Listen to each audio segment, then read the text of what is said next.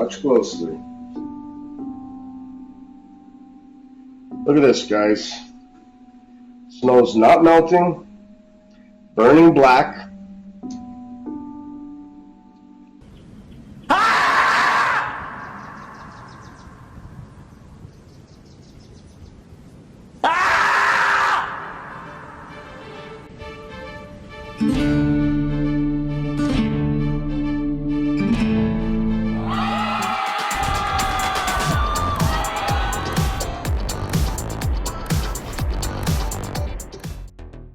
Alright, someone call the idiot keepers because some of them rascals done got out of their cages. I was perusing the net and Fight the Flat Earth pointed to me a fantastic channel that is rife with all kinds of who knows what. Now apparently there was a big thing a year ago or so about fake snow that doesn't melt and burns. As a beaver, I feel neutral about this since I spend my winter inside my dam and under the water. But as a Canadian, I was almost offended that someone would tell me this is caused by chemtrailing. I didn't freeze my ass off shoveling the glorious white stuff. No, not that white stuff. Yep, that white stuff. There we go. So without further ado, I introduce to you, ooh, that rhymed, my new segment, Why So Cold?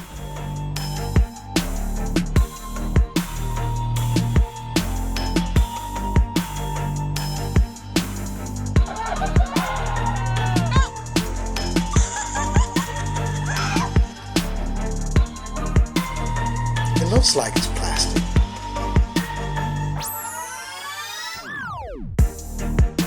Not melting like it should.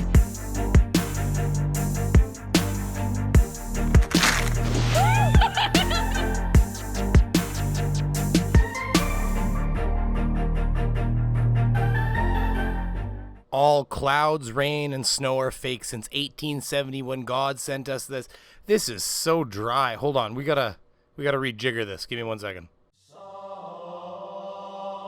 All clouds, rain, and snow are fake since 1870 when God sent us the Great Drought and stopped sending clouds to us. The Masons have countered that by creating their own clouds using chemtrails and hydrogen machines now that Isaiah's prophecy has come upon us, meaning that the sun is way brighter and hotter. The have to spray even more, otherwise our flat Earth would be desert by now. They are trying to delay the end of times. Well, that was insanely enlightening. I am curious what kind of evidence this person is going to bring to the table. Please do go on, sir. I await your information.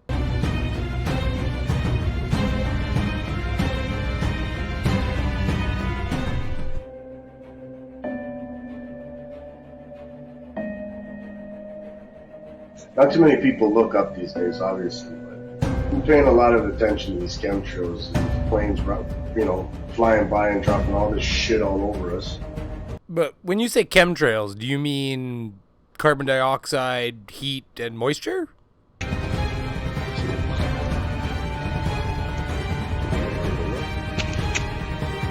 of weird, okay? Kind of weird. It doesn't melt.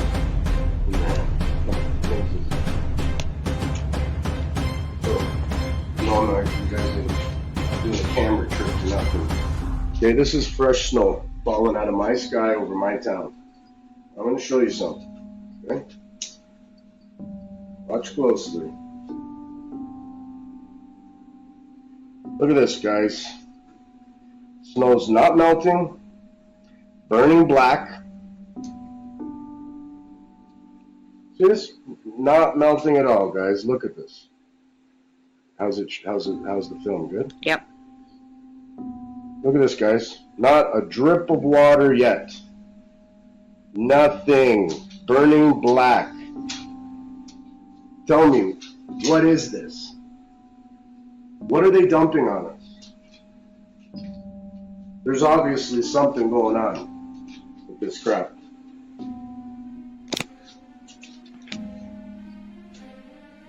Black.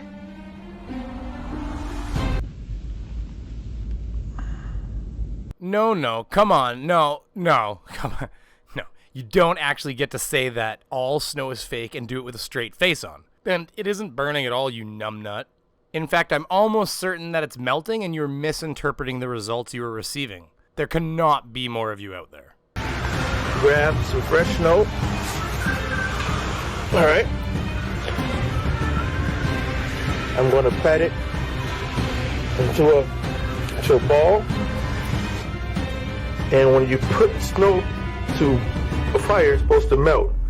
But this right here is going to turn black.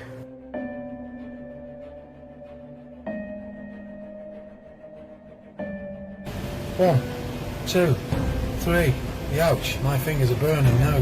This ice is warming up, this lump is warming up, it's not fucking melting. Alright, here we go. So did anyone notice that the snow the person was holding on the gas stove did not have black on it? So who thinks they know why the stove did not produce a black mark on the snowball? Tell me now. Yell it at the screen like you're a crazy flat earther flat smacking the world. I'm going to post my snow on my Instagram because I'm literally too busy flat smacking people and telling them the earth is flat. Also, hit that like button while you're at it. So the primary reason that you wouldn't see the same black mark on a nice Bunsen blue natural gas flame off the stove is the simple mechanics of how a flame works and the cleanliness of different fuel types. Butane is not known to be a clean burning fuel type. Not to mention that sloppy yellow flame you get off of an over-the-counter lighter is indicative of a poor burning flame. It's called incomplete combustion, son, and it's cause of many stupid people and simply unfortunate people alike to be hospitalized or dead. If we look at the flame of a candle, we can see the same pattern of combustion. There's no difference between the butane and the wax as a fuel, as you don't burn liquids or solids, only vapors. Stay with me here. As an object heats up and it starts to off-gas, it's those vaporized gases that then can combust and become flames. Like a log in the fire, for instance. It's not the wood itself that is actually burning, as you cannot burn a solid. Instead, what you are witnessing is the wood vaporizing as it hits its vapor point. The gases are then burning as a fuel, the same way the butane or natural gas would burn. Notice in this video where they use a mesh to stop the flame, giving you a pretty decent view of how much carbon is in fact coming off that burn. This led me to a neat discovery. When they wanted to stop miners' lamps from exploding and causing methane explosions inside the mine, if they came in contact with an explosive atmosphere, for instance, like methane, they put a wire gauze mesh between the lamp inside and the outside so that even in the event of an explosive gas entering the inside of the gauze, it would not allow any flames to exit the lamp, stopping any explosions inside the lamp from getting out of the lamp. This also allowed them to see the flame pattern change in different atmospheres and gave them the ability to recognize that a different gas was around them and gave them the ability to get out. I did see for the last couple of days massive chemtrails. Hey, you can't talk, they'll come after you. I can't say chemtrails? They'll come after you. Whatever. Anyway, this stinks. All right, yeah, that's it. Anyway, enough of that. a lot of people say we into conspiracy theories. Well, we just tested this theory. This here is not snow. It's Georgia's snow-like substance, but it's not snow. Snow melts. This didn't. Snow doesn't turn black. This has. So I don't know what it is, but it's not snow. Now, two things are happening here. First, we have the ball of snow that is removing energy from your heat point almost as fast or possibly faster than you can add it. This could be broken down into a math problem. I know. They love it. But here we go. One matchstick fully burnt is approximately 1 BTU, British thermal unit. Given the size of this flame and how long he holds it, let's say he used 2 matchsticks worth of heat energy, so 2 BTUs.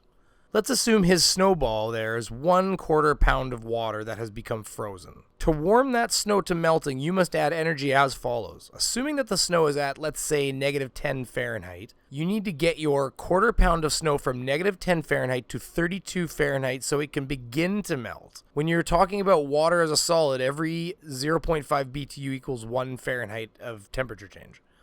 42 times 0.5 equals 21 BTUs. You then divide that by 4 for our 1/4 pound, because all this math is based on pounds, and you get 5.25 BTUs. Now, he has only created ice at 32 degrees Fahrenheit. He needs to now make a state change from a solid to a liquid. This requires 144 BTUs per pound. If we divide that by 4 to make it a 1/4 pound again, we get 36 BTUs. Now, he has a 1/4 pound of liquid water at freezing temperature. So in order to melt that snowball, he would need approximately 42 BTUs. He has used 2. Now this math is for the entire snowball, let's say. But think about this. Heat always moves from the high energy item to the low energy cool item. The hotter or higher the energy, the faster the energy will transfer to its surrounding, meaning that while he is not trying to melt the entire snowball, he was actually kind of trying to melt the entire snowball. Because as he adds heat to his magic plastic snow, the simple mechanics of thermodynamics has it removing the heat almost as fast as he can apply it to the rest of the snowball. The second thing that's happening, since he doesn't actually have to melt the entire snowball all at once, technically, any water he does make is simply wicking into the snowball and being absorbed into the very naturally porous and absorbent snow.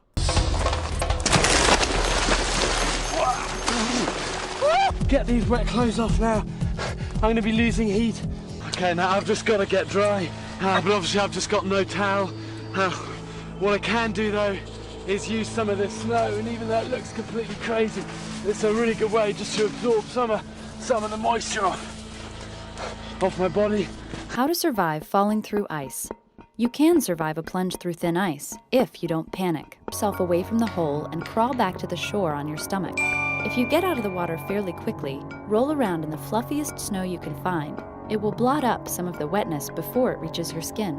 And chemtrails causing them? Come on, really? Do these people even know how it works? Do they realize how much water vapor, or in this case plastic, they would need to put into the sky to make rainfall or snow? When they seed rain, they don't add the moisture needed for it to rain. They seed the clouds so that the moisture has something to accumulate on and create droplets. They don't create the rain. They kind of create the conditions that allow the rain to happen. I'm gonna put my Oprah on for a second. You get a fail, and you get a fail. Everybody gets a fail. Snow, fake snow. Oh God, I thought I heard it all. Fake snow. I think this makes me want to go back to flat earth videos for a bit. This was terrifying. What the hell is that? You're way off. I say you're way off. No.